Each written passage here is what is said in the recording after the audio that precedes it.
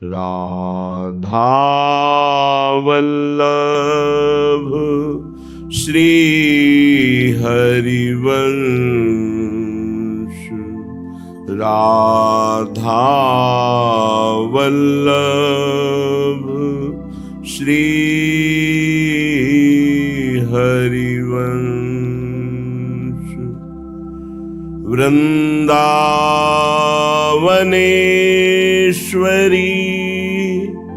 तवैव पदारविन्दम्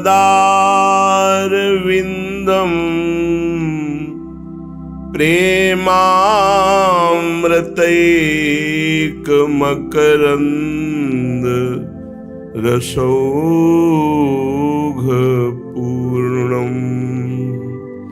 हृद्यर्पितं मधुपते स्मरतापमुग्रं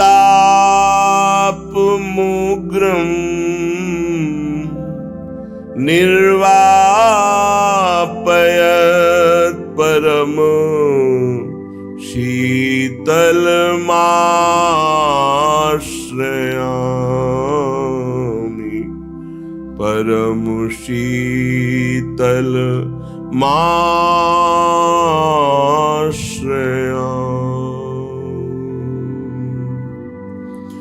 लाड़िली मेरी श्यामा, स्वामिनी मेरी राधा, जहाँ राजत नवल निकुंजन प्यारी, जहाँ राजत नवल निकुंजन प्यारी, जहाँ पग देत महावर मोहन,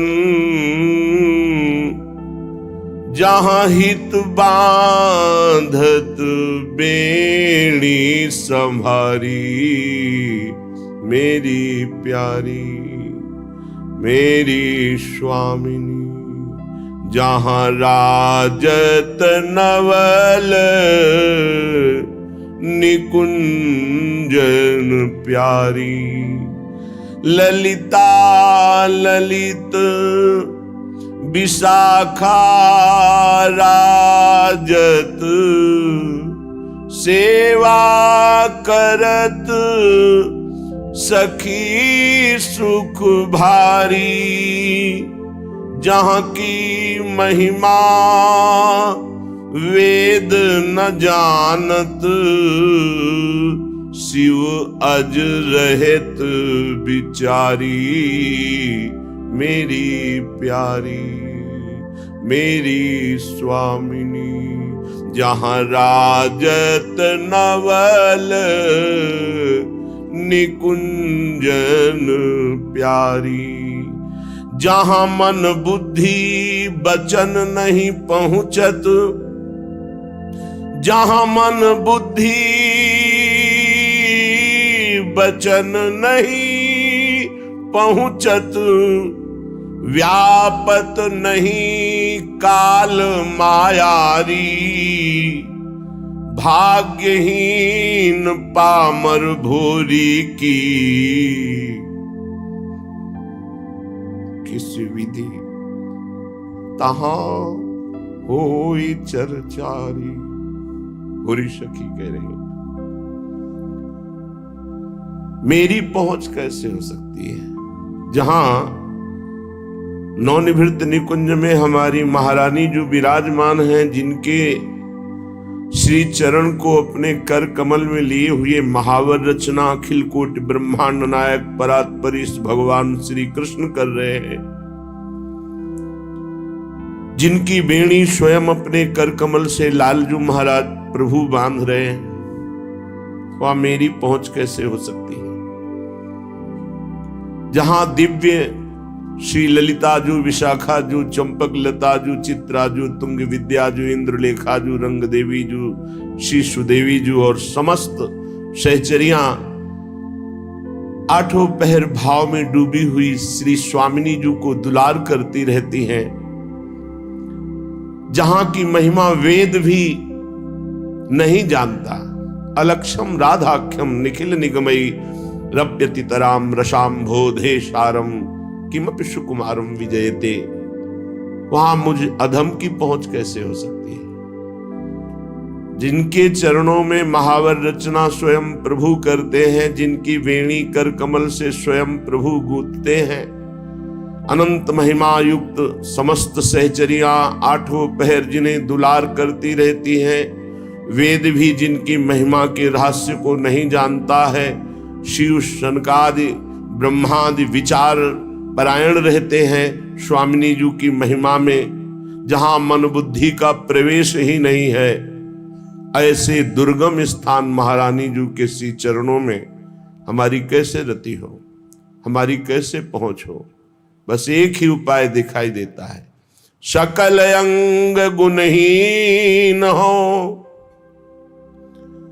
ताको यतन न कोई, एक किशोरी कृपाते, जो कछु होई सो होई।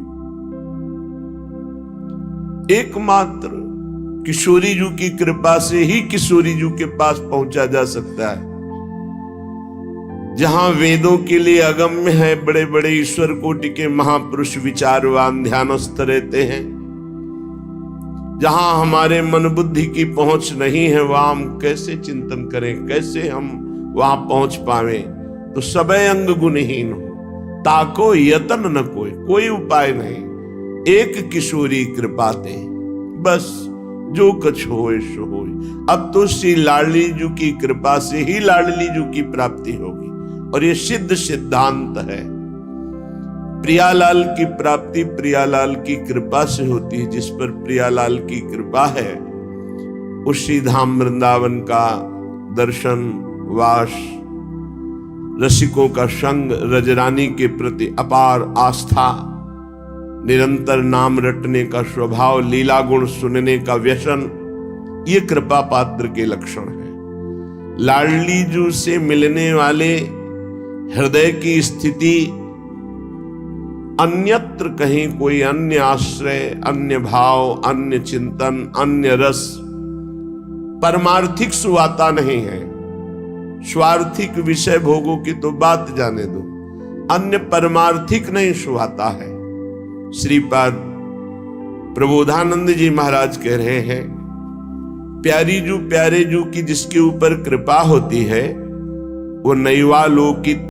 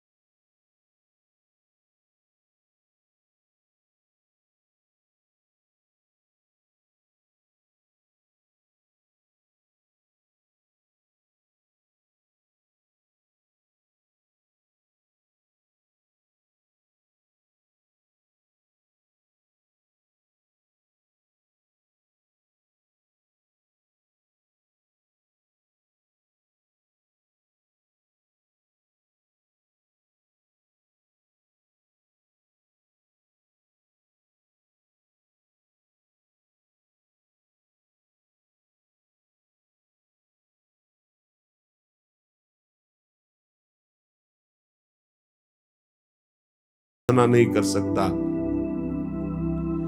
द्वंद्वैकांत रसा प्रविष्ट हृदय शेषाति धन्योत्तम, राधा कृष्ण रसान मुहु पुलकितो नित्याश्रुधाराधर, चित्र प्रेम विकारवानवत कदा नंदामि वृंदावने। न लौकिक न वैदिक न स्व न पराया, न कोई अपना न कोई पराया, एकमात्र एकांतिक हृदय से मेरी महारानी श्री राधा रानी। ये वृंदावन है, वृंदावन का प्रेम रस है, जहां कहीं प्रेमियों की चर्चा होती है तो गोपी प्रेम की ध्वजा होती है, और ये ध्वजा जो फहरा रही है वो प्यारी जू के चरण रज के प्रताप से। आधाय मूर्धन यदा पुरदार गोप्या काम्यम पदम प्रिय गुणैरपि पिच्छमौले भावोत्सवेन भजताम रस काम धेनुम तम राधिका चरण रेणु महामिस्मरामि। ये किशोरी जू की चरण रज का प्रताप। प्रेम नहीं वालों कहते, वो किसी की तरफ नहीं देखता। प्रीति न काहू की कानी विचारे, मार्ग अपमार्ग विथिकित मन को अनुसरत निवारे। मार्ग है कि अपमार्ग है, ये धर्म है कि अधर्म है, ये सब कुछ प्रेमी नहीं देखता।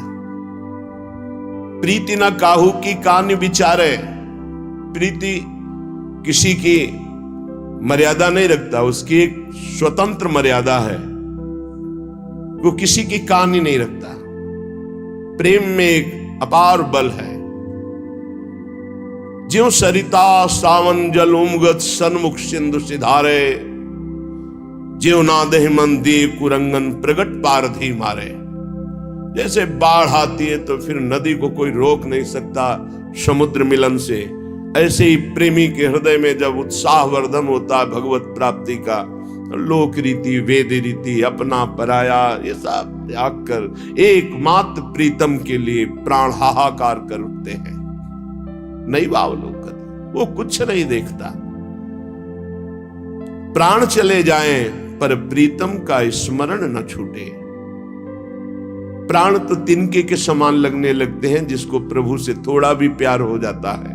प्राणों का मोह तो अज्ञान के कारण होता है। प्रिया प्रीतम के एकांतिक रस में प्रविष्ट होने के लिए सबसे अपने मन को हटाकर मात तात सुत दार देह में मति अरुझय मति मंदा, हित किशोर को होए चकोर तू लख वृंदावन चंदा। जहां जहां हमारा राग है वहां से मन हटाकर अनुराग रूप प्रियालाल के चरणों में समर्पित कर दिया।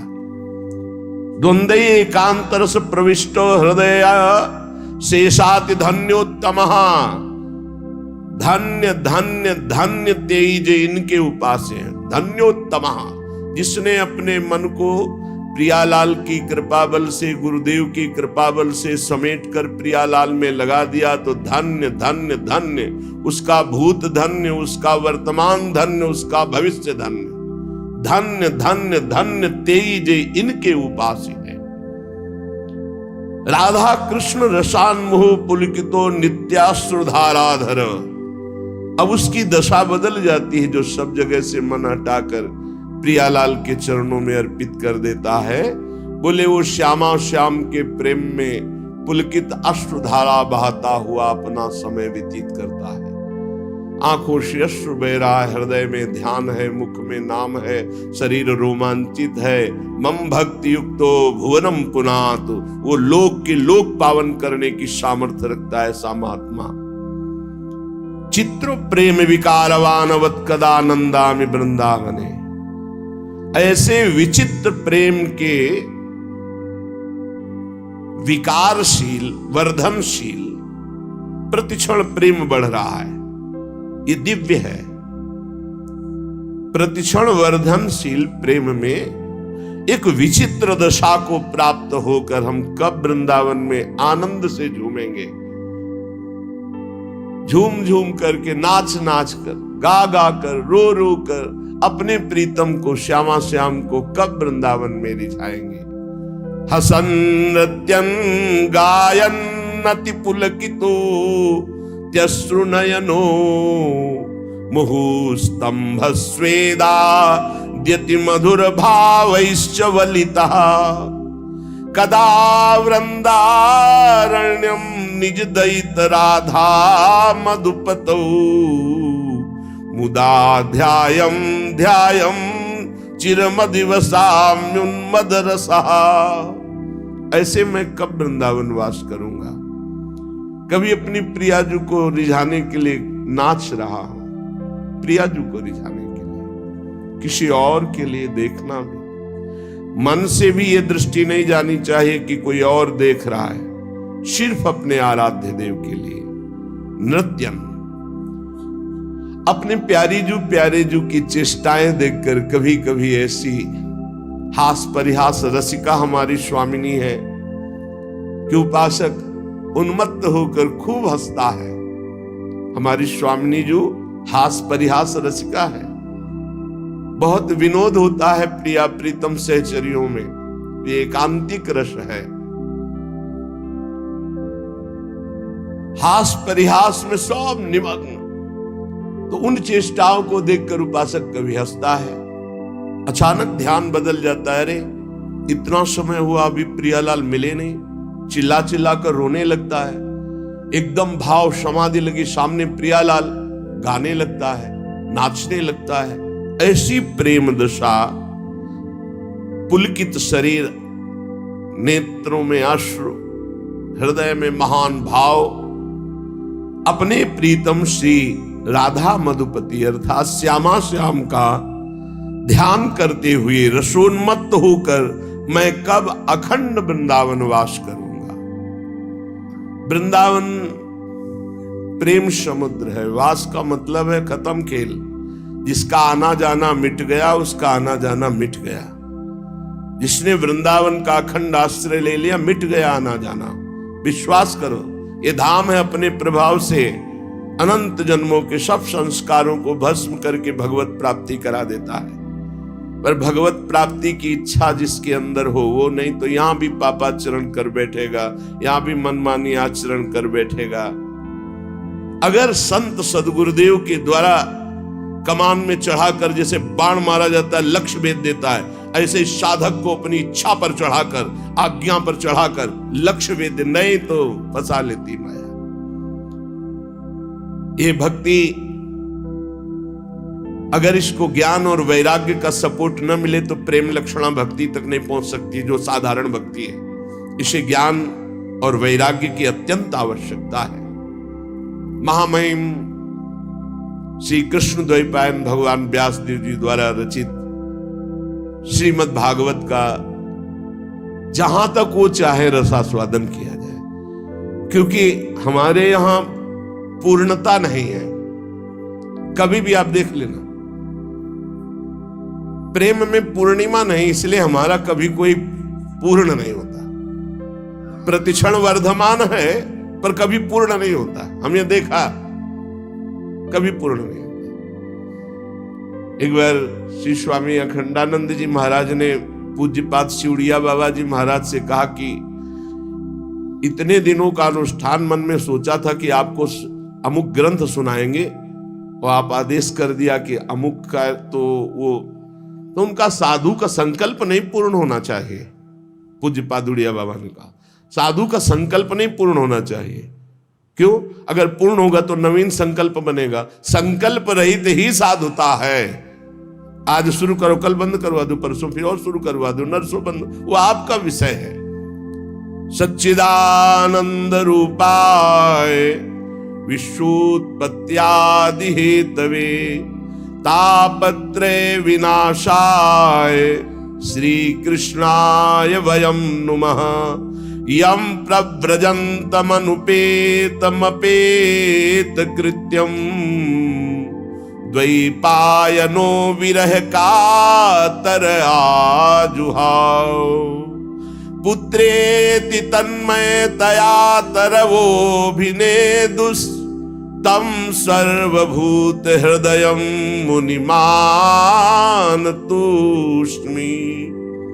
सच्चित आनंद स्वरूप भगवान श्री कृष्ण को हम नमस्कार करते हैं। जो भगवान श्री कृष्ण जगत की उत्पत्ति,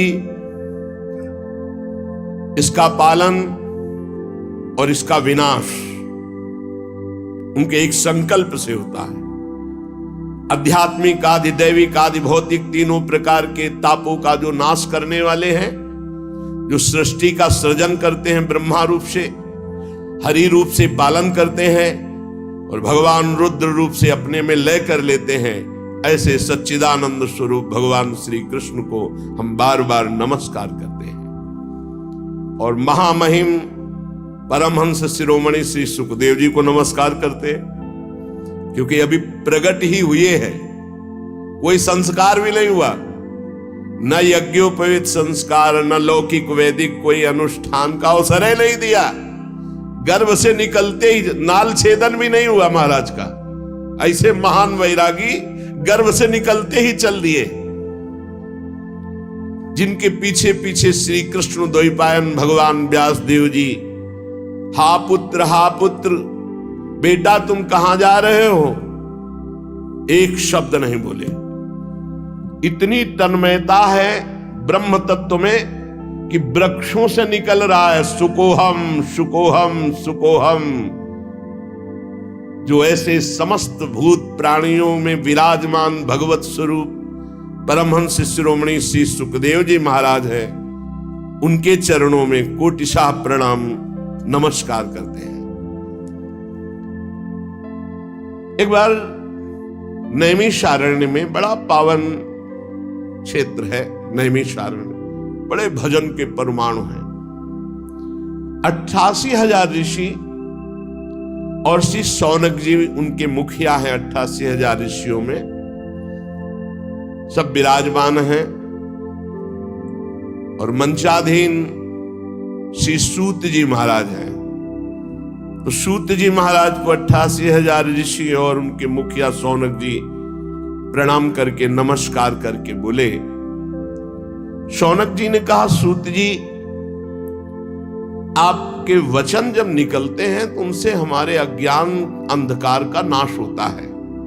अज्ञान ध्वांत विध्वंस कोटि सूर्य समप्रभ श्रुताख्यायी कथा सारम मम कर्ण रसायनम भक्ति ज्ञान विरागाप्तो विवेको वर्धते महान माया मोह निरासस्य वैष्णवैः क्रियते कथम। हे सूत जी महाराज, आपके वचन करोड़ों करोड़ों सूर्यों के समान हैं, क्योंकि अज्ञान अंधकार का नाश कर रहे हैं।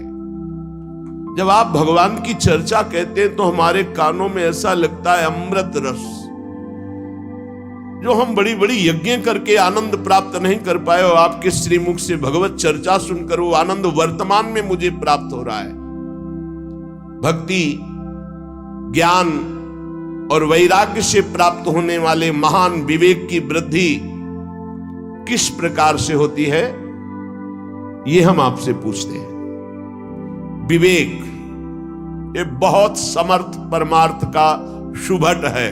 जिसके पास विवेक है वो माया को रौंद कर परास्त करके निश्चित परम पद को या ब्रह्मबोध तत्व ज्ञान जो चाहे वो प्राप्त करो। विवेक,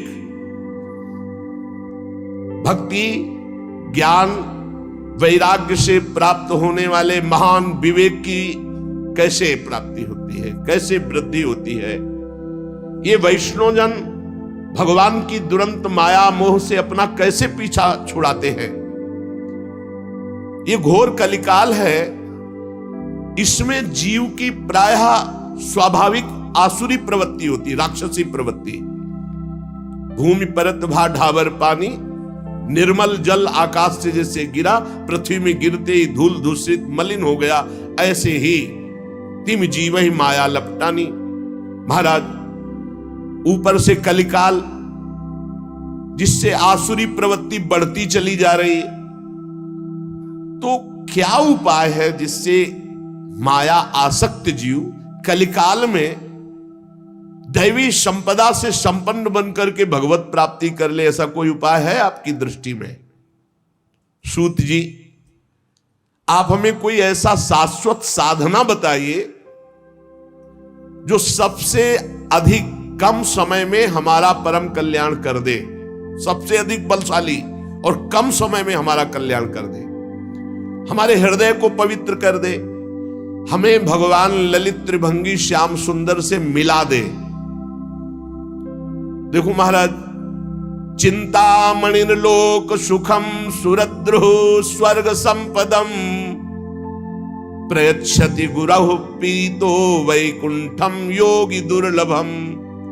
अगर चिंतामणि मिल जाए तो लौकिक सुख दे सकती है, कल्प वृक्ष मिल जाए तो स्वर्गिक सुख दे सकता है, परंतु अगर गुरु मिल जाए और गुरु प्रसन्न हो जाए तो योगी दुर्लभ नित्य भगवान का परम धाम दे देते हैं।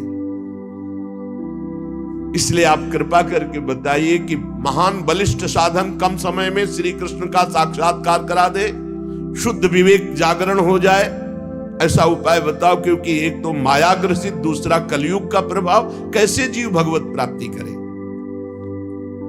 सूत जी ने कहा, शौनकादि ऋषियों, मैं देख रहा हूं कि तुम्हारे हृदय में श्री कृष्ण का बहुत प्रेम है, इसलिए मैं विचार करके तुम्हें संपूर्ण सिद्धांतों का निष्कर्ष सुनाता हूं। ध्यान से सुनो, ये तुम्हारे जन्म और मृत्यु के भय का नाश कर देगा।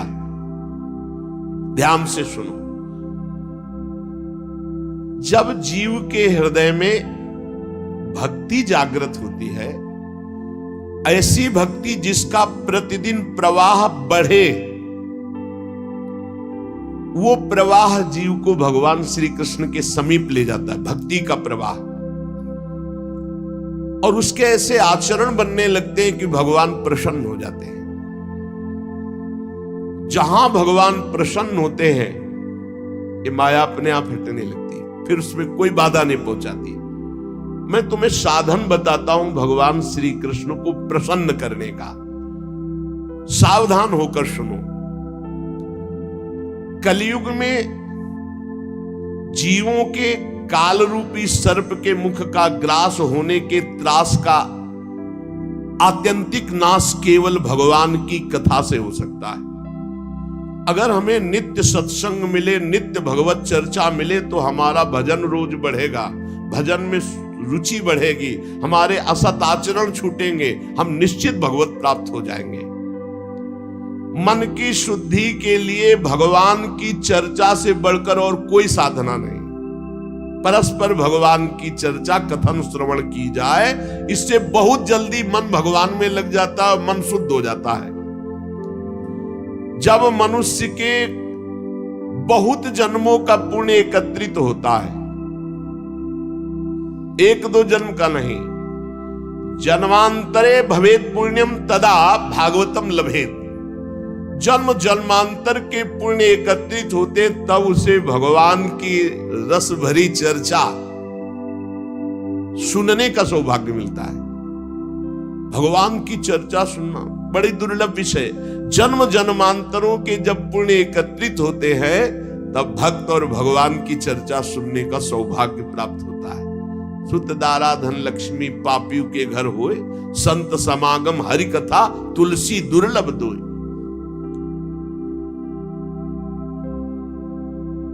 ये बहुत अमूल्य है भगवान की चर्चा। देखो, जब श्री सुखदेव जी महाराज राजा परीक्षित को कथा सुनाने के लिए उद्यत हुए, तो देवता लोग अमृत का कलश लेकर के आए और कहा, महाराज, देवता अपना काम बनाने में बड़े कुशल होते हैं। नमस्कार किया और कहा, महाराज, ये अमृत कलश है, क्या करें? सुखदेव जी ने कहा, इसका क्या करें? नहीं, आप हमें कथा अमृत दे दीजिए और ये अमृत पिला दीजिए। परीक्षित को तक्षक सर्प काटेगा भी तो मरेंगे नहीं, क्योंकि अमृत का प्रभाव होता है, इसीलिए तो आप कथा सुना रहे हैं। उनको निर्भयता प्राप्त हो जाएगी अमृत से, और हमें सुना दीजिए कथा अमृत, जिससे हम मुक्त हो जाएंगे। अदला बदली कर लो, आप हमें कथा अमृत पान करा दो, हम परीक्षित जी को, ये देवता लोग कह रहे कि देवलोक का अमृत पान करा देंगे तो तक्षक काटेगा भी तो भी नहीं मरेंगे। हंस पड़े श्री सुखदेव, बड़े चतुर बनते हो। कहां एक कांच और कहां मणि, कहां इंद्र नीलमणि श्याम सुंदर की मनोहर चर्चा, और कहां ये भय शोक प्रदान करने वाला अमृत। क्योंकि उसको पीने के बाद भी देवता भयभीत होते हैं, शोकित होते हैं, ईर्ष्या होती है, कामनाएं होती है। वो अमृत किस काम का। और श्री कृष्ण कथा अमृत तो निर्विकार करके भगवत प्रेम में डुबो देता है। कहां कांच और कहां मणि, कहां ये अमृत और कहां श्री कृष्ण लीलामृत। श्री सुखदेव जी ने हंसी उड़ा दी कि अरे जाओ, एक कलश लेकर जाओ, तुम अधिकारी नहीं हो। दैन्य भाव से, आर्त भाव से अगर मांगते तो कुछ देने की जरूरत नहीं थी, अपने आप कथा सुनने को मिल जाती। लेकिन तुम अदला बदली कि हमें भगवदामृत पिला दो, ये हम देवामृत तुम्हें दे दे। ये कहां कांच और कहां भगवान श्री कृष्ण की चर्चा। तुम भक्त नहीं, तुम अभक्त हो। देखो, उपासक को यह ध्यान रखना, हर उपासक के हृदय में एक बात,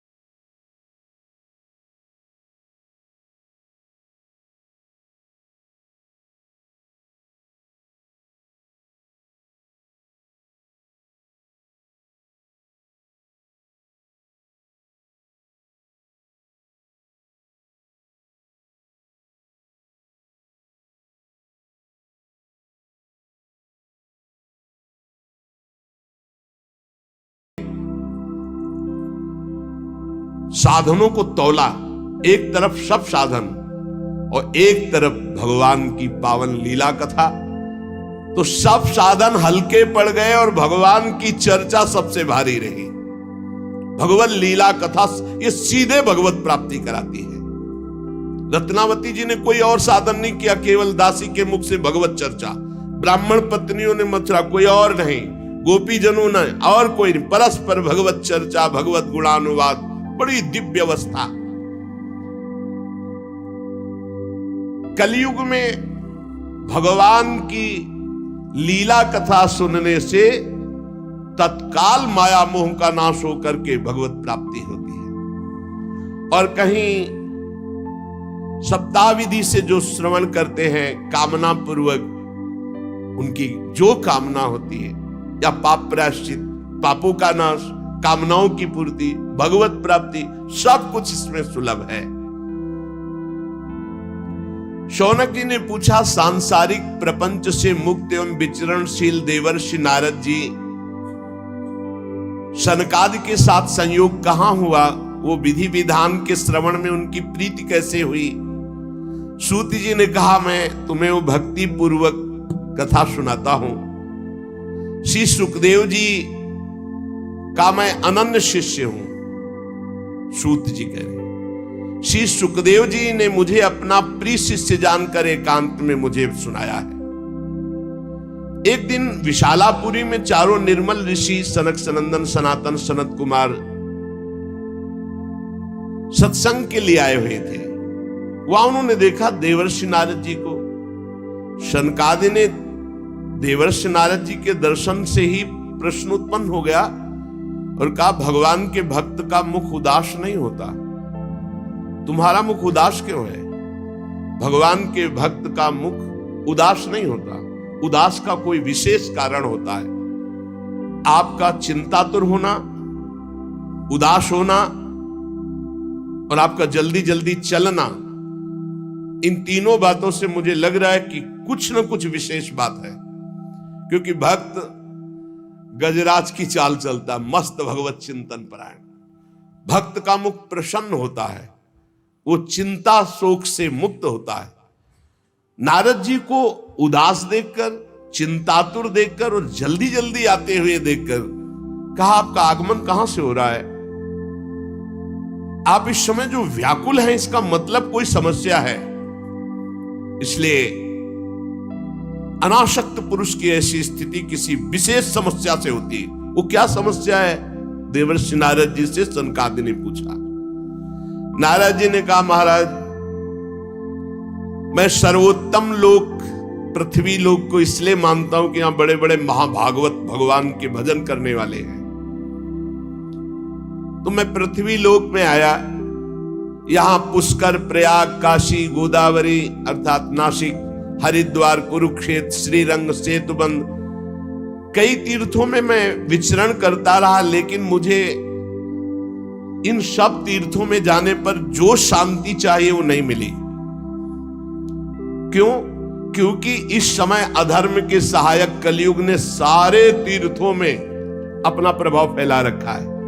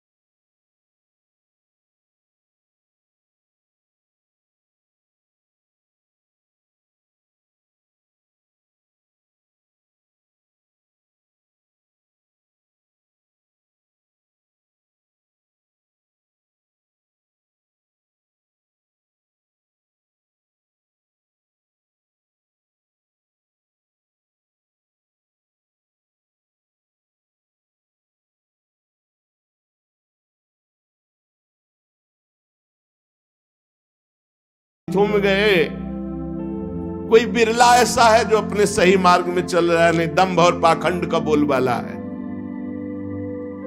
सब प्रकार का परिग्रह स्वीकार किया जा रहा है।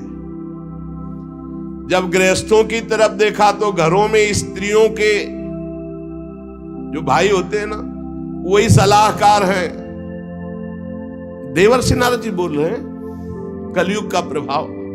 तरुणी प्रभुता गेहे श्याल को बुद्धिदायका, श्री सदगुरु बुद्धिदायका।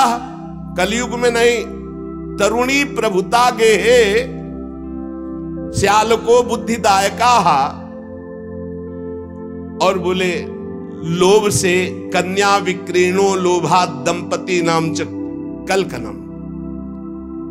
इस कलयुग ने ऐसी दुर्गति कर दी है, क्रय विक्रय सामान वस्तुओं की किया जाता है कि लड़का किया जाता है। तुम्हारे लड़का उसके लड़की हो बेचारे की जितनी श्रद्धा होगी वो देगा ही। ये दहेज मांगना दहेज लेना इच्छा से युक्त होकर नहीं, हमारे पूर्व से चला रहा है। कन्या वाला जितनी सामर्थ्य होती खूब भावपूर्वक वर पक्ष को देता रहा है, उसका भाव रहा है, लेकिन वर पक्ष मांग करके वैसे घर में नई साइकिल नहीं।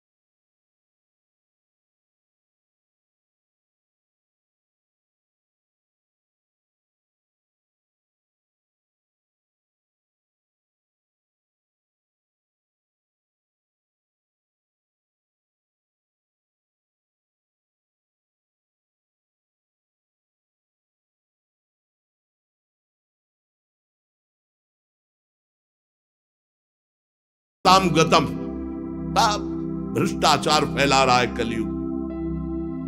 सारे साधन इस समय कली रूपी दावानल से भस्म हो रहे हैं। हमने देखा कि बाजारों में अन्न बिकने लगा है, पहले अन्न नहीं बिकता था। देवर्षि नारद जी कह रहे कैसा कलयुग का प्रभाव बढ़ गया है। अट्टशूला जनपदाः शिवशूला दुजातयः कामिन्यः केशशूलिन्यः संभवन्ति कलाभिः। दुजातयः जो विप्रजन है वो पैसा लेकर के वेद पढ़ाते हैं, तो फिर परिवार कैसे चले? नहीं, वेद पढ़ा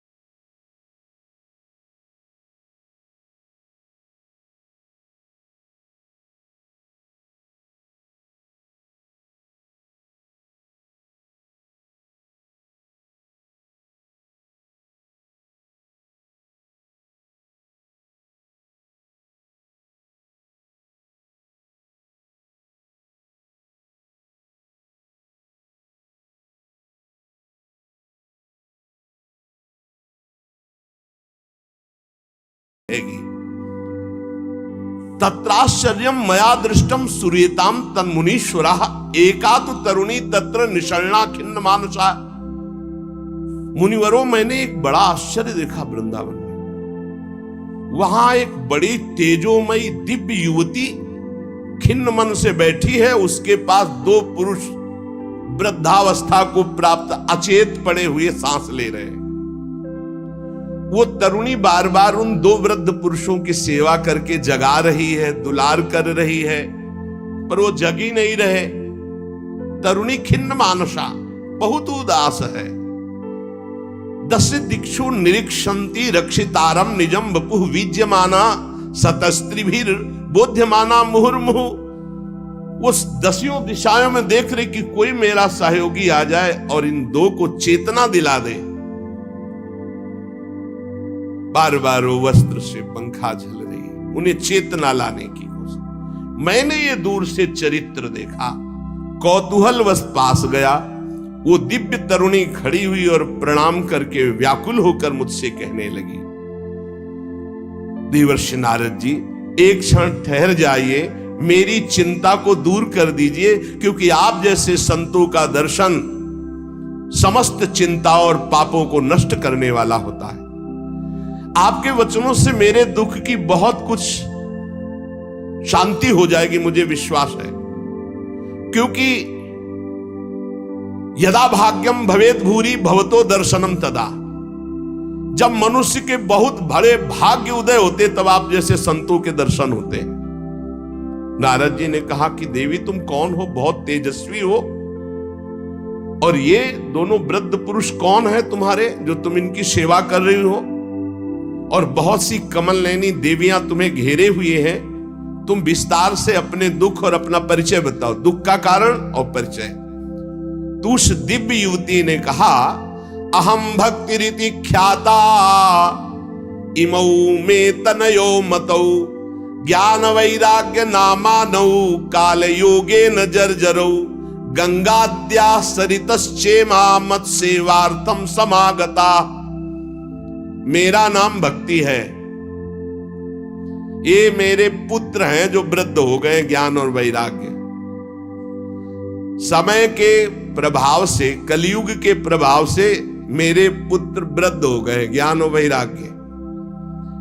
ये जो मेरी सेवा में है ये गंगादि दिव्य नदियां हैं। मैं समस्त देवियों से सेवित हूं, क्योंकि प्रेम लक्षणा भक्ति हूं। तपोधन मैं अपनी कथा सुनाती हूं और सुनकर आप मुझे शांति प्रदान करें। मैं द्रविड़ देश में उत्पन्न हुई, कर्नाटक में बड़ी, कहीं कहीं महाराष्ट्र में सम्मानित हुई, गुजरात में मुझे थोड़ा बुढ़ापा जैसा लगा। घोर कलयुग के प्रभाव से पाखंडियों ने मुझ भक्ति को क्षीण कर दिया है। पाखंड ने बहुत काल से मैं दुर्बल निस्तेज अपने पुत्रों सहित, पर जब मैं वृंदावन आई तब तो मैं तो सुंदरी स्वरूप नवयुवती हो गई, लेकिन मेरे पुत्र वैसे के वैसे ज्ञान वैराग्य। भक्ति कह रहे मैं तो तेजस्विनी हो गई वृंदावन में, लेकिन ज्ञान वैराग्य को यहां। अब ये मेरे पुत्र ऐसे वृद्ध पड़े हैं, हम इनको छोड़कर मैं कहीं जा नहीं सकती।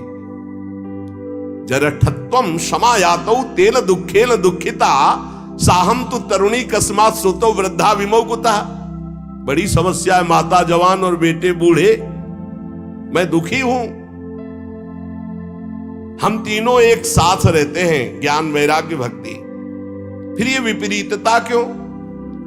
ऐसा होना चाहिए, पुत्र तरुण होना चाहिए, माता बूढ़ी होनी चाहिए। मैं तरुण हूं, मेरे पुत्र ज्ञान वैराग्य बूढ़े हैं। योग निधि आप इसका कारण बताइए। नारद जी ने कहा, साध्वी आपके बात करते करते मैंने ज्ञान दृष्टि से सब कुछ देख लिया, तुम्हें विषाद नहीं करना चाहिए। भगवान श्री हरि तुम्हारे अधीन है। प्रेम अधीन भगवान का नाम, प्रेमाधीन, भक्ताधीन मनः पूज्यो, भक्ति के अधीन है, तुम्हें विषाद शोभा नहीं देता। सूत जी कहते हैं, मुनिवर नारद जी ने एक क्षण में ही सब कारण जान लिया और नारद जी ने कहा, देवी सावधान होकर सुनो, ये दारुण कलयुग है। इसी से इस समय सदाचार, योग मार्ग, तपस्या और सब मार्ग, भगवत मार्ग जितने हैं, प्रायः ये गुप्त लुप्त होते जा रहे हैं।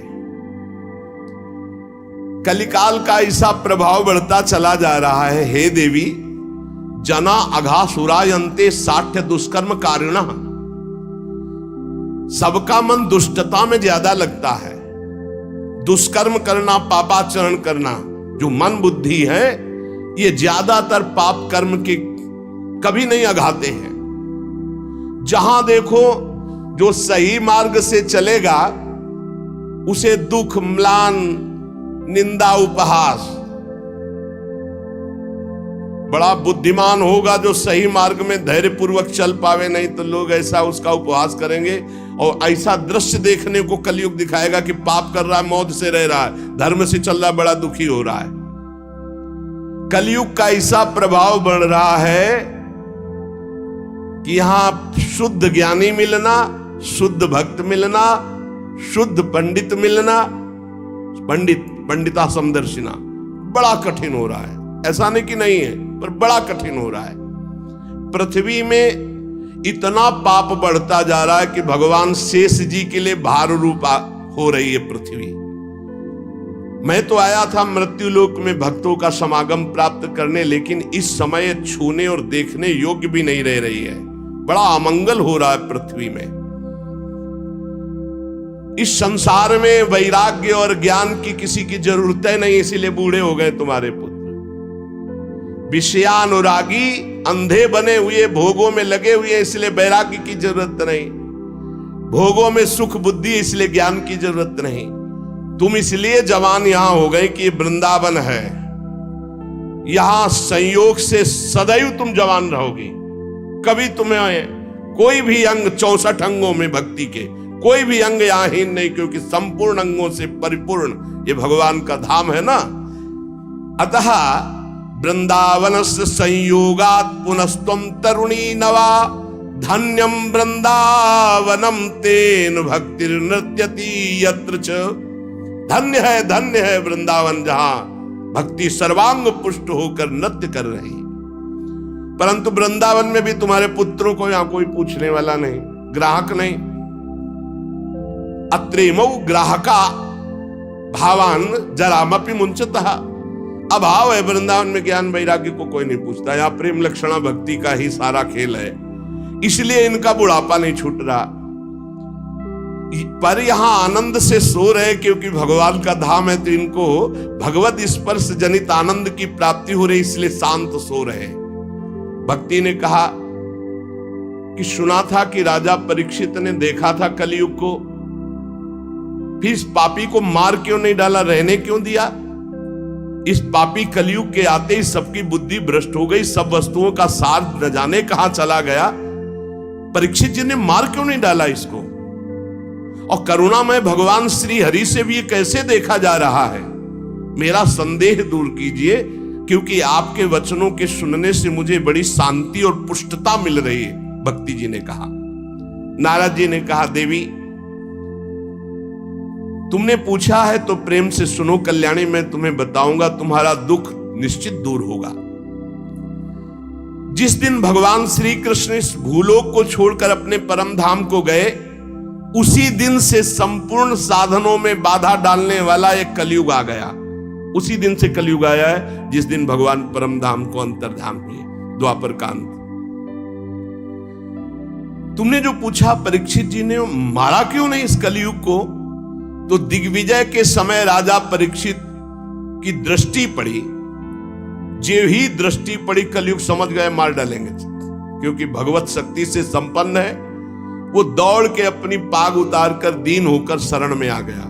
और ये नियम है कि जो चरणों में गिर पड़े, शरणागत हो जाए, चाहे प्राणों की बाजी लगानी पड़े, उसकी हानि नहीं होनी चाहिए। ये शरणागत का धर्म का नियम है। जैसे कबूतर चरणों में गिर गया तो महाराज शिवी जी ने अपने संपूर्ण शरीर को, मांस को और शरीर को भी दे दिया, लेकिन कबूतर को नहीं दिया। वो दीन के समान शरण में आ गया। अब जब शरण में आ गया तो मारा नहीं जा सकता। फिर देखा कि ये तो सब का सारग्राही है। जो फल तपस्या, योग एवं समाधि से नहीं मिल सकता, वो कलयुग में हरिनाम से मिल सकता है। ए देखो, ये सार वस्तु कलयुग की पकड़ी महाराज परीक्षित जी ने। यद्यपि ये बहुत ही अमंगलकारी है कलयुग, यत् फलम नास्ति तपसा न योगेन समाधिना तत्फलम लभते सम्यक कलौ केशव कीर्तनात्। बड़ी बड़ी समाधि से, बड़ी बड़ी तपस्या से, साधना से, योग से जो फल नहीं मिलता, कलयुग में नाम जप और नाम कीर्तन से। कलयुग केवल नाम आधारा, सुमिर सुमिर नर उतर ही पारा। ये सारहीन होने पर भी महाराज परीक्षित ने एक बात देखी कि जो 10,000 वर्ष तपस्या और समाधि और साधना से फल, वो भगवान नाम कीर्तन और जप से कलयुग में सहज में प्राप्त हो जाएगा। इसलिए इसको नहीं मारा। पहले तो शरणागत हो गया, और दूसरी बात इसमें बड़ी जोर की एक बात देखी कि जो 10,000 वर्ष समाधि तपस्या योग यज्ञ आदि से, वो यहां सहज में नाम जप से नाम कीर्तन से प्राप्त हो जाएगा। कुकर्म में सबकी प्रवृत्ति फैलाना ये कलयुग का कार्य है। और पृथ्वी जब देखा पाप हो रहा है तो सब सार वस्तु अंतर ध्यान करने लगी। अब इसमें स्पष्ट लिखा है, विप्रैर्भागवती वार्ता गेहे गेहे जने जने कारिता कण लोभेन कथा सारस्ततो गतः। श्रीमद् भागवत में ही आगे लिखा है कि जो आपकी कथा सुनाते हैं भूरिदा जना, वो बहुत बड़े दानी है भगवत कथा सुनाने वाले। विप्रैर भागवती वार्ता गेहे गेहे जने जने कारिता कण लोभेन कथा सारस ततो गता। तो कैसे गृहस्थी चलेगी प्रवक्ता की? श्री कृष्ण से योगक्षेमम वहाम्यहम, भगवान चलाएंगे। तो श्री कृष्ण देंगे, कैसे देंगे श्री कृष्ण? जैसे पूरी सृष्टि रची है, तुम्हारी सलाह से थोड़ी रची है, अपने आप अपनी सामर्थ्य से आपका भरण पोषण करेंगे। विप्रैर भागवती वार्ता गेहे गेहे जने जने कारिता कण लोभेन कथा सारस ततो गता। कण कण के लोभ से, अन्न के, वस्त्र के, धन के, रुपया के, मान प्रतिष्ठा के लोभ से कथा बेचने लगे तो कथा का सार चला गया। अत्युग्र भूरि कर्माणो नास्तिका रौरवाः जनाः तेपि तिष्ठन्ति तीर्थेषु तीर्थ सारस ततो गता। ये तीर्थों में घोर रौरव नरक जाने वाले कर्म करने वाले लोग आ गए, पापाचरण कर रहे, तीर्थों को अपवित्र कर दिया है। शराब पीते हैं, दुनिया का सब जितना पापाचरण सब आके यहां होटलों में नाना प्रकार के आचरणों को, ये धाम है, तीर्थ है। सच्ची मानिए आप, सच्ची मानिए। गंगा यमुना के पावन तटों पर नशा कर रहे हैं बैठ के, जहां भजन करना चाहिए वो नशा कर रहे हैं। जहां धाम में आकर रो रो कर प्रभु से क्षमा याचना मांगकर भजन करना चाहिए, मेरे पापों का प्रायश्चित हो जाए, वहां पाप कर रहे हैं। देवर्षि नारद जी कह रहे अत्युग्र भूरि कर्माणो, छोटे मोटे पाप नहीं, बड़े बड़े पाप कर रहे हैं। अत्युग्र भूरि कर्माणो नास्तिका रौरवाः जना, ये सब रौरव नरक जाने वाले अधिकारी लोग। तेपि तिष्ठन्ति तीर्थेषु तीर्थम सारस ततो गता, ये तीर्थों में वास करने लगे तो तीर्थ का महत्व जाने लगा, तीर्थ का सार जाने लगा। काम क्रोध महालोभो तृष्णा व्याकुल चेतसा तेपि तिष्ठन्ति तपसी तपः सारस ततो गता। ये तपस्वी का भेष बनाने वाले, काम क्रोधी लोभ मोह तृष्णा व्याकुल चित्त वाले, ये तपस्या का नाटक करने लगे, इसलिए तपस्या का ढोंग करने से तपस्या का सार चला गया। तो लोभ दंभ और पाखंड का आश्रय लेने से ये संत भेष का महत्व जा रहा है। देवर्षि नारद जी और भक्ति का संवाद हो रहा है। शास्त्र अभ्यास केवल किया जा रहा है, भगवत प्राप्ति के लिए नहीं, विकारों पर विजय प्राप्त करने के लिए नहीं, भगवत ध्यान के लिए नहीं। पंडितास्तु कलत्रेण रमन्ते महिषायु पुत्रस्योत्पादने दक्षा अदक्षा मुक्ति साधने। और न ही वैष्णवता कुत्र संप्रदाय पुरःसरा एवं प्रणेताम प्राप्तो वस्तु सारा स्थले स्थले। जो संप्रदायाचार्य द्वारा सिद्धांत वर्णन की हुई वैष्णवता है, कहीं कहीं किसी में देखी जाती, नहीं तो सब मनमानी आचरण, मनमानी आचरण। इसलिए वैष्णवता का सार लुप्त हो रहा है। कलयुग ने ऐसा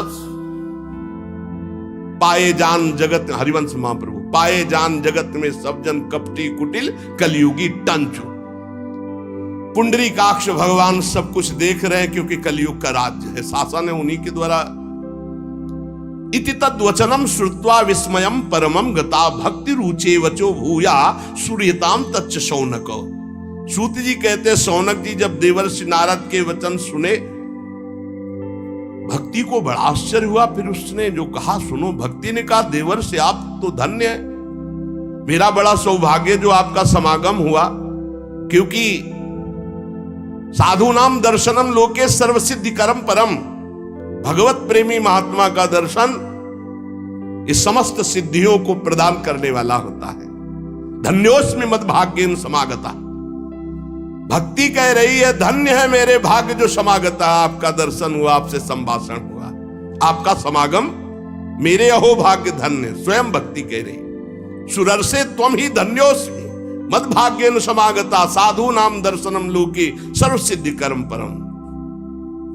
आपका केवल एक बार उपदेश धारण करके कयाधु कुमार प्रहलाद ने भक्ति की ध्वजा फहरा दी, माया पर विजय प्राप्त कर ली। आपका उपदेश प्राप्त करके ध्रुव पद को प्राप्त कर लिया। आप सर्व मंगल में साक्षात श्री ब्रह्मा जी के पुत्र हैं। हे देवर्षि नारद जी, मैं आपको नमस्कार करती हूं। नारद जी ने कहा कि भक्ति तुम खेत में अपने को मत डालो, चिंता तो मत हो, भगवान श्री कृष्ण के चरण कमलों का चिंतन करो। भगवान की कृपा से सारे दुखों का नाश हो जाता है। दुख नाश का उपाय क्या? भगवान का चिंतन करो। जब दुख आपको घेरने लगे तो और गाढ़ चिंतन करो, दुख से बच जाओगे, वो दुख आप पर प्रभाव नहीं डाल पाएगा। जिन्होंने कौरवों के अत्याचार से द्रौपदी की रक्षा की, गोप सुंदरियों को सनाथ किया, वो श्री कृष्ण कहीं चले थोड़ी गए हैं। फिर तुम तो भक्ति हो, श्री कृष्ण को प्राणों से भी अधिक प्यारी हो, चाहे जैसा पापी पति नीच हो। अहो वत्सुपतो गरियान यज्जिभ्यागे वर्तते नाम तुभ्यम। सतयुग त्रेता द्वापर इन तीन युगों में ज्ञान वैराग्य और मुक्ति के साधन थे, किंतु कलयुग में तो केवल भक्ति ही ब्रह्म सायुज्य प्राप्त करा सकती, दूसरा कोई साधन नहीं। जैसे अभी कल परसों में श्री तुलसीदास जी जो वर्णन कर रहे थे कि तीर्थ याग यज्ञ व्रत आदि, अब नहीं समय रह गया इनके द्वारा भगवत प्राप्ति। ये सोचकर ही परमानंद चिन्ह मूर्ति ज्ञान स्वरूप श्री हरि ने अपने सत स्वरूप से तुम्हें रचा है। तुम साक्षात श्री कृष्ण की परम प्रिय हो, परम सुंदरी हो। एक बार जब तुमने हाथ जोड़कर पूछा था कि मैं क्या करूं, तब भगवान ने यही आज्ञा थी कि मेरे भक्तों का पोषण करो। तुमने भगवान की आज्ञा स्वीकार की। तुम पर भगवान बहुत प्रसन्न है। तुम्हारी सेवा करने से मुक्ति को तुम्हारी दासी के रूप में दिया है। भक्ति की दासी क्या है? मुक्ति। ज्ञान वैराग्य तुम्हें पुत्र रूप में दिए। वैसे तो तुम साक्षात भगवान के समीप रहती हो, पर कभी कभी भूतल पर अपने भक्तों का पोषण करने के लिए तुम भ्रमण करती। कहां समीप रहती? भगवान के धाम में। यहां नित्य शाश्वत प्रेम लक्षणा भक्ति विराजमान रहती है। तुम मुक्ति रूपी दासी ज्ञान वैराग्य रूपी पुत्र को लेकर पृथ्वी तल पर सतयुग से द्वापर पर्यंत बड़े आनंद से रहे, पर कलयुग में तुम्हारी दासी मुक्ति पाखंड रूप रोग से पीड़ित होकर क्षीण हो गई, इसलिए वो तो भगवान के पास चली गई। अब जब भगवान जिसको मुक्ति देंगे वही मुक्त हो सकता है। अब इस लोक में तुम्हारे पास बचे ज्ञान और वैराग्य, वो बूढ़े हो चुके हैं, ज्ञान वैराग्य काम नहीं कर रहा, पर वो तुम्हारे पास ही हैं। कलयुग के कारण तुम्हारे पुत्र उत्साहहीन वृद्ध हो गए हैं, पर चिंता मत करो, मैं संकल्प लेता हूं इनका नव जीवन, ज्ञान वैराग्य को मैं जागृत करूंगा। सुमुखी, कलयुग में बहुत बड़े दोष हैं, पर कलिना सदृशा कोपि युगो नास्ति वरानने तस्मिस् त्वाम स्थापिष्यामि गेहे गेहे जने जने। इसमें बड़ा भारी गुण है। भगवान के नाम कीर्तन से परम पद प्राप्त होता है। मैं घर घर में भक्ति का स्थापन करूंगा, तुम चिंता मत करो। देखो, अन्य सब धर्मों को दबाकर भक्ति विषयक महोत्सवों को यदि आगे ना रखूं, घर घर में तुम्हारा प्रचार न कर दूं, तो मैं भगवान श्री हरि का दास नहीं। तुम निश्चिंत हो जाओ। तदा न हम हरेर दासो लोके त्वाम न प्रवर्ते। अगर भक्त ये कभी कह दे तो निश्चिंत हो जाना, तो वो करे न करे, उसका जो संबंध हुआ उससे हरि कर देंगे। अपनो परण विसार भगत को पूरो परण निभाऊं। अगर कभी भक्त उत्साह में आकर कह दे कि जा, तुम्हारा परम कल्याण निश्चित है, नहीं तो मैं भगवान का दास नहीं। परम कल्याण निश्चित है, तुम बेपरवाह हो जाओ, कौन हो, कहां के हो, कैसे हो, इससे मतलब नहीं। अपनो परण विसार भगत को पूरो परण। देवर्षि नारद जी ने कहा, तदा न हम हरेर दासो लोके त्वाम न प्रवर्तते। मैं भगवान का दास नहीं कहलाऊंगा अगर घर घर में तुम्हारी स्थापना न कर दे।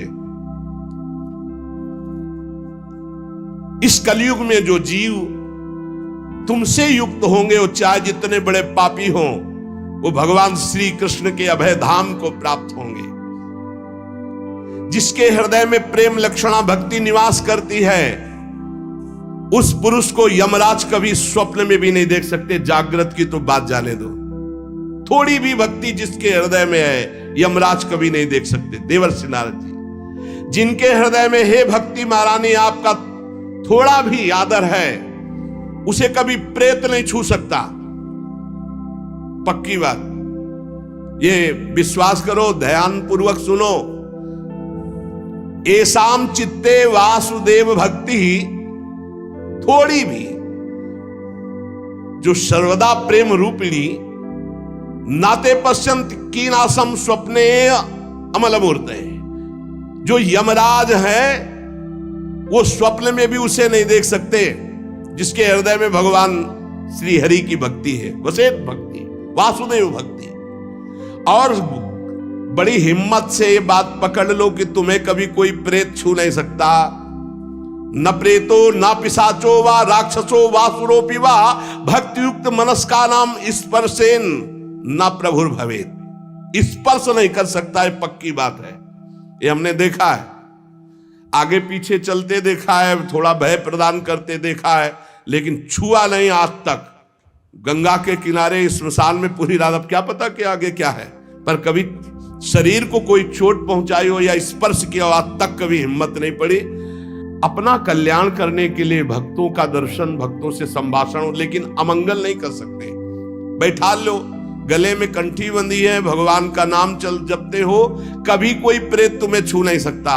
डरना मत। प्रेत योनि होती है, ऐसा नहीं कि नहीं होती, 84 लाख योनियों में है। इसी में प्रसंग में आएगा आगे चल करके।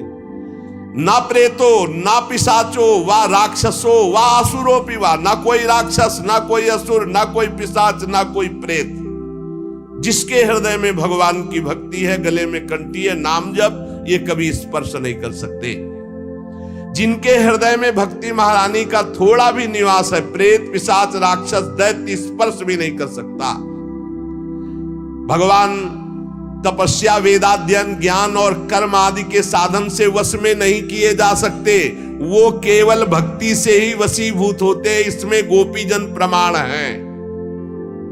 ना तपोभिर न वेदैश्च न ज्ञाने नापि कर्मणा हरिर ही साध्यते भक्त्या प्रमाणम तत्र गोपिका। ये जो भगवत चर्चा, धाम आना, सत्संग सुनना, नाम जप करना, भगवान की भक्ति में बोले नृणाम जन्म सहस्त्रेण भक्तो प्रीतिर ही जायते।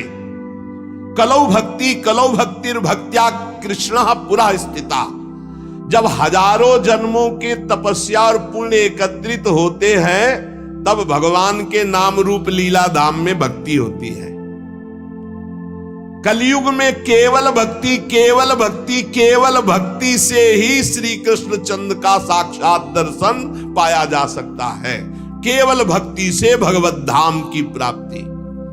जो लोग भक्ति की अवहेलना करते हैं, भक्ति द्रोह करा ये ते सीदंत जगत रे, दुर्वासा दुखमापन्ना पुरा भक्ति विनिंद कहा।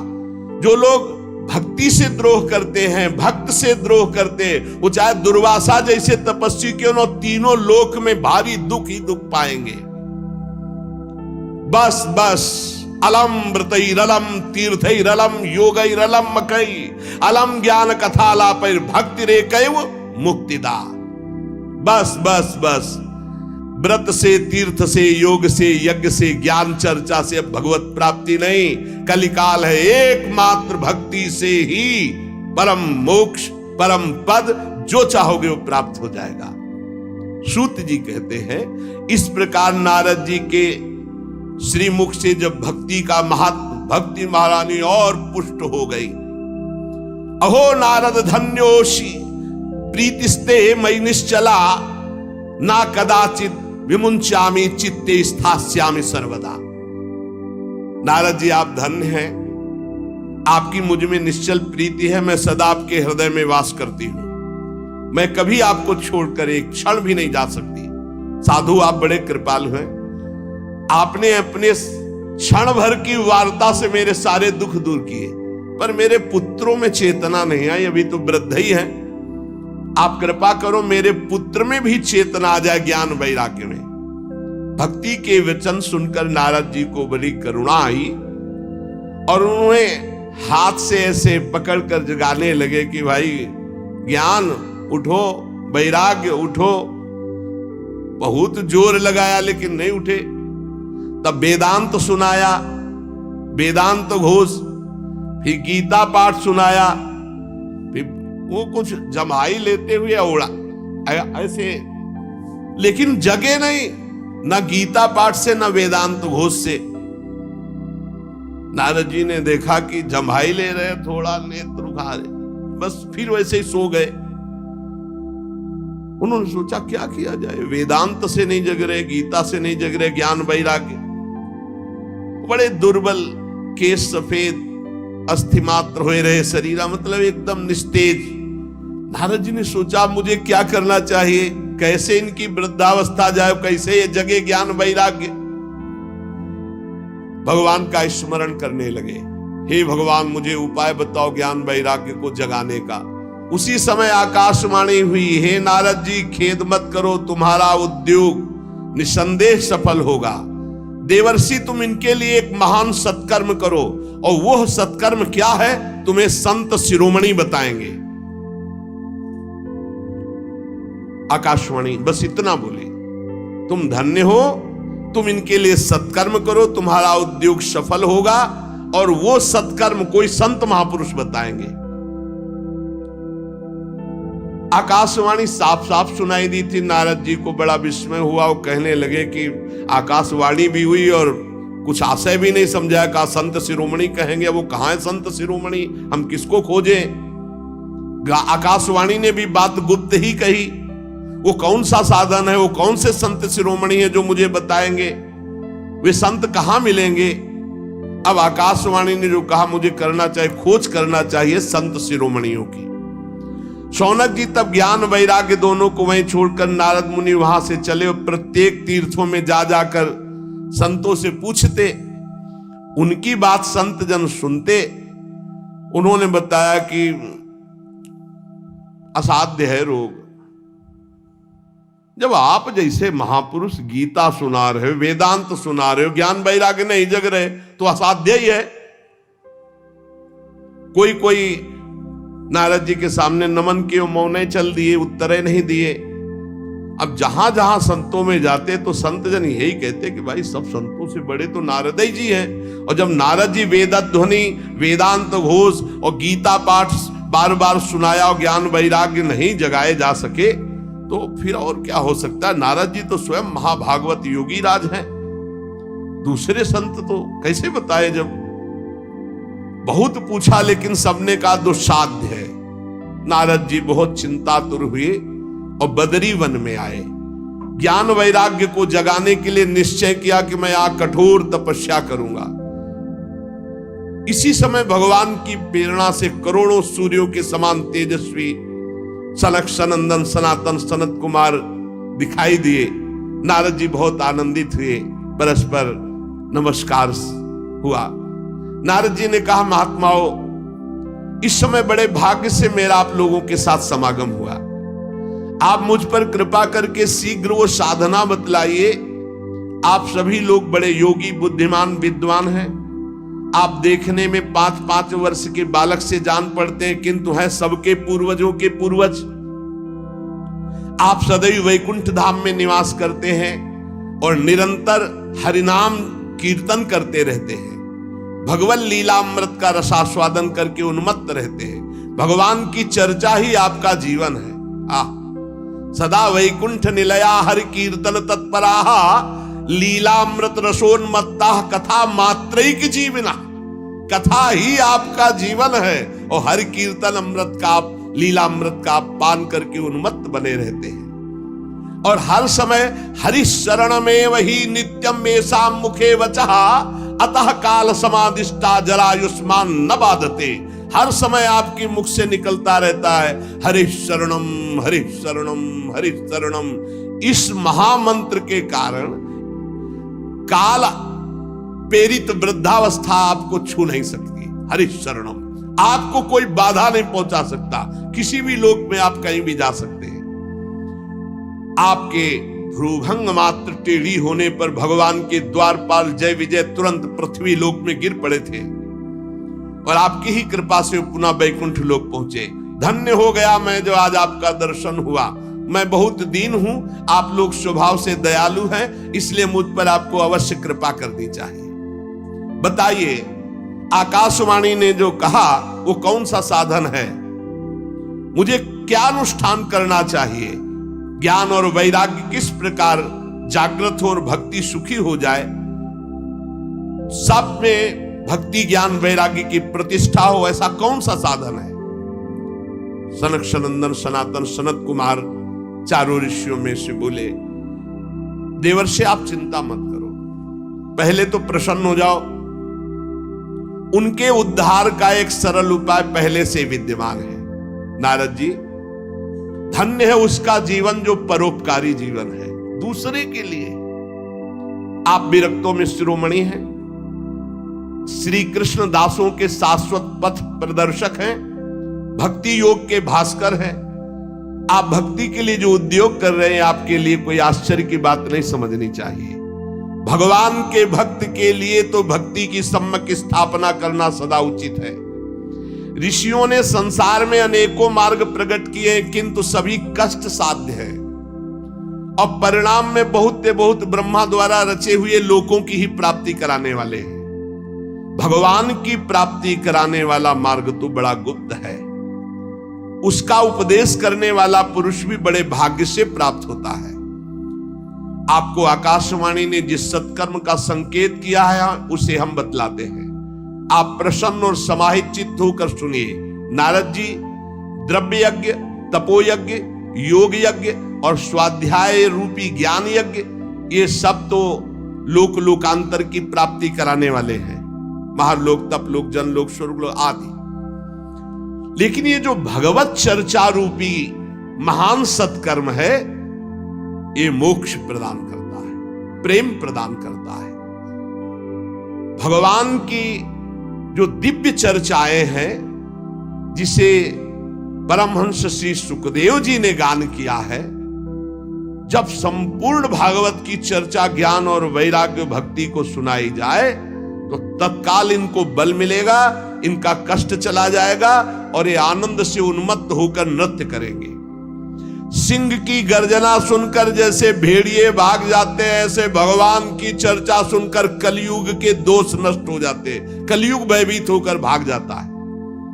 प्रेम रस प्रवाहित करने वाली भक्ति, ज्ञान और वैराग्य सबके हृदयों में जागृत हो जाएगी जो भगवान की चर्चा सुनेंगे। नारद जी ने कहा कि मैंने वेद वेदांत की ध्वनि की, गीता पाठ बार बार किया, फिर भी भक्ति ज्ञान वैराग्य तीनों नहीं जगे, तो महाराज श्रीमद् भागवत सुनाने से कैसे जग जाएंगे? क्योंकि कथा के प्रत्येक श्लोक, प्रत्येक पद में वेदों का ही तो सारांश है। आप लोग शरणागत वत्सल, आपका दर्शन कभी व्यर्थ नहीं जाता, इसलिए मेरा संदेह दूर कीजिए। शनकादि ने कहा, श्रीमद् भागवत की कथा वेद उपनिषदों का सार है, इसलिए उनसे अलग उनकी फल रूपा होने के कारण बड़ी उत्तम है। जिस प्रकार रस वृक्ष की जड़ से लेकर शाखा पर्यंत रहता है किंतु उसका स्वाद नहीं लिया जा सकता, वही जब अलग फल रूप में आता है तो उसका स्वाद लिया जाता है। जैसे दूध में घी रहता है किंतु उसका स्वाद नहीं लिया जाता, जब प्रक्रिया के द्वारा अलग किया जाता है तो उसका स्वाद अलग हो जाता है। जैसे गन्ने में शक्कर रहती है पर प्रक्रिया के द्वारा फिर उसका स्वाद अलग लिया जाता है, ऐसे ही वेद उपनिषद का सार फल रूप है जो भगवान श्री कृष्ण की चर्चा से युक्त श्रीमद् भागवत है। ये भगवान व्यास देव जी ने भक्ति ज्ञान और वैराग्य को प्रकाशित करने के लिए स्वयं रचा है। वेद वेदांत के पारगामी गीता की भी रचना करने वाले भगवान व्यास देव जी खिन्न होकर अज्ञान समुद्र में गोते खा रहे थे, तो आप याद करो, आपने ही तो 4 श्लोक में इसका उपदेश किया था। उसे सुनते ही उनकी सारी चिंता दूर हो गई थी। फिर इसमें आपको आश्चर्य क्यों हो रहा है? जो आप हमसे प्रश्न कर रहे हैं, आपको उन्हें शोक और दुख का विनाश करने वाले इस महामहिम भगवत चर्चा को सुनाना चाहिए। नारद जी ने कहा, महानुभाव, आज तो मैं कृतकृत हो गया। आपका दर्शन जीव के संपूर्ण पापों को तत्काल नष्ट कर देता है। जो संसार दुख रूप दावानल से तपे हुए हैं उन पर शीघ्र ही शांति की वर्षा हरि जब करते तो आप जैसे महात्माओं का दर्शन हो जाता है। आप निरंतर भगवान शेष जी के सहस्त्र मुखों से गाए हुए भगवत कथामृत का पान करते रहते हैं। मैं प्रेम लक्षणा भक्ति का प्रकाश करने के उद्देश्य से आपकी शरण लेता हूं। जब अनेकों जन्मों के संचित पुण्य पुंज का उदय होता है तो मनुष्य को सत्संग मिलता है। भाग्योदयेन बहुजन्म समर्जितेन सत्संगमं च लभते पुरुषो यदा वै अज्ञान हेतु कृत मोह मदांधकार नाशम विधाय ही तदोदयते विवेका। अनेकों जन्मों के जब पुण्य एकत्रित होते तब सत्संग मिलता है, और जब सत्संग मिलता है तब अज्ञान जनित मोह मद रूप अंधकार का नाश होकर विवेक उदय होता है, और जब विवेक उदय होता है तो भगवान से प्रेम होता है, जब अविवेक होता है तो संसार से प्रेम होता है।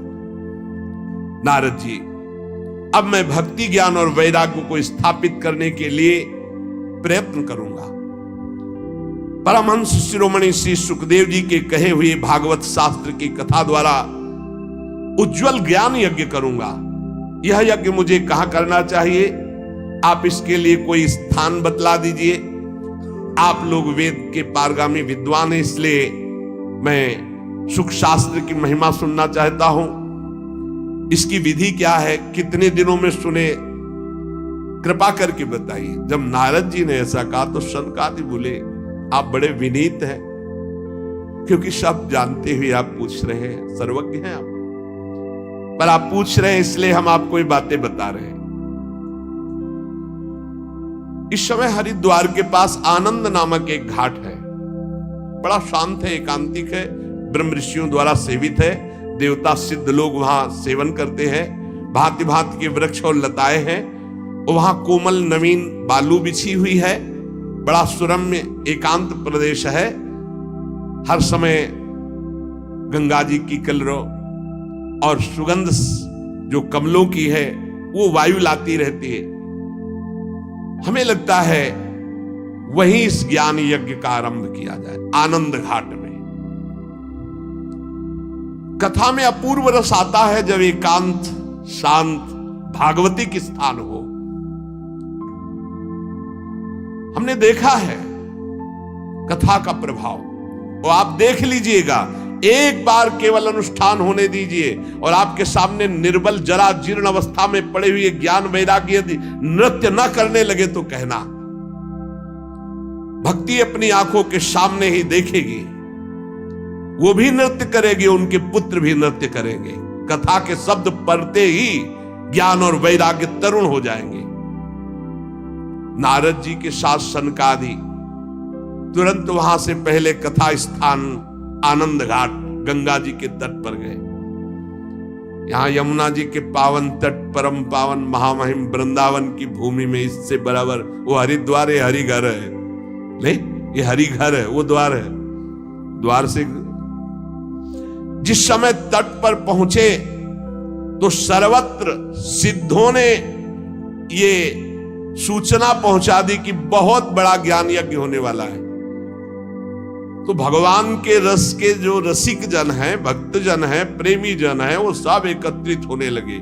भृगु जी, वशिष्ठ जी, च्यवन जी, गौतम जी, मेधातिथि, देवल, देवरात, परशुराम, विश्वामित्र, साकल, मार्कंडे, दत्तात्रेय, पिप्पलाद, योगेश्वर, भगवान व्यास, पराशर, छाया, सुख, जाजल, जन्नू आदि बड़े बड़े मुनि अपने अपने शिष्यों के साथ, परिकर के साथ वहां एकत्रित होने लगे।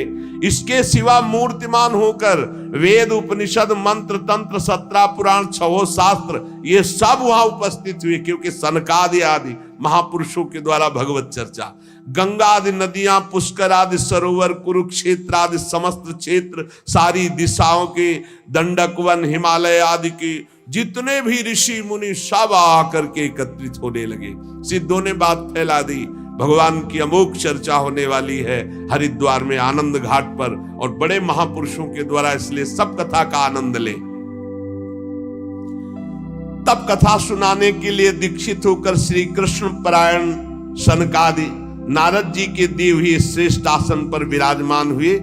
सभी ऋषि मुनि देवताओं सबने उनकी वंदना की। श्रोताओं में वैष्णव, विरक्त, सन्यासी, ब्रह्मचारी ये आगे बैठे। सबके आगे देवर्षि नारद जी, एक और ऋषिगण, एक और देवतागण, एक और वेद उपनिषद, एक और तीर्थ, और दूसरी ओर जन साधारण स्त्री पुरुष, ये सब ऐसे विभाग करके कथा सुनने के लिए विराजमान हुए। उस समय बड़ी जोर की पुष्प वर्षा हुई आकाश से, जय जयकार, नमस्कार और शंखों की ध्वनि होने लगी। फूलों की वर्षा, जो विमान पर चढ़कर देवता लोग सब ऋषियों के ऊपर कल्प वृक्ष के फूल बरसा रहे थे। सनकादि ऋषि महात्मा नारद को भगवत चर्चा का महात्म्य स्पष्ट करके सुनाने लगे। सनकादि ने कहा, हम आपको इसकी पहले महिमा सुनाते हैं। जो इसको श्रवण कर ले एक बार सही ढंग से, उसकी मुक्ति निश्चित हो जाएगी। कोई भी हो, एक बार पूरी सम्यक 18,000 श्लोक सुन ले तो निश्चित उसको भगवत प्राप्ति हो जाएगी। पहला ये श्रवण का फल है, तुम्हारी समझ में आवे ना आवे, एक बार आपने ध्यान से भगवत चर्चा सुनी सम्यक, तो इसका फल है कि अंततो गत्वा तुम्हारा कल्याण हो जाएगा। और कहीं ध्यान देकर सुना तो प्रेम लक्षणा भक्ति जागृत हो जाएगी, जो मोक्ष को भी लघु करने वाली है। इसलिए इस कथा का सावधान होकर के आस्वादन करना चाहिए। जो पूरी कथा सुन लेगा तो श्रवण मात्र से श्री हरि हृदय में आकर विराजमान हो जाएंगे, हरि जागृत हो जाएंगे। भय प्रकट कृपाला, अभी यहां 3 गुणों का पर्दा लगाकर आनंद ले रहे, सो रहे, फिर वो जग जाएंगे, पर्दा हट जाएगा और भय प्रकट कृपाला, तो हमें हृदय में ही साक्षात्कार हो जाएगा। यस्या श्रवण मात्रेण हरिश्चित्तम समाश्रयेत। इसमें 18,000 श्लोक, 12 स्कंद, श्री सुखदेव और राजा परीक्षित का संवाद। ये जीव तभी तक अज्ञानवश इस संसार चक्र में भटकता रहता है जब तक उसे भगवान की चर्चा सुनने को नहीं मिलती। जहां भगवान की चर्चा सुनने को मिली, मोह का नाश हुआ और भगवान की तरफ दौड़ पड़ता है। श्री सनकादि इस महामहिम भगवत शास्त्र की महिमा का वर्णन करते हैं। सुशेष चर्चा आगे। श्री राधा वल्लभ लाल की जय।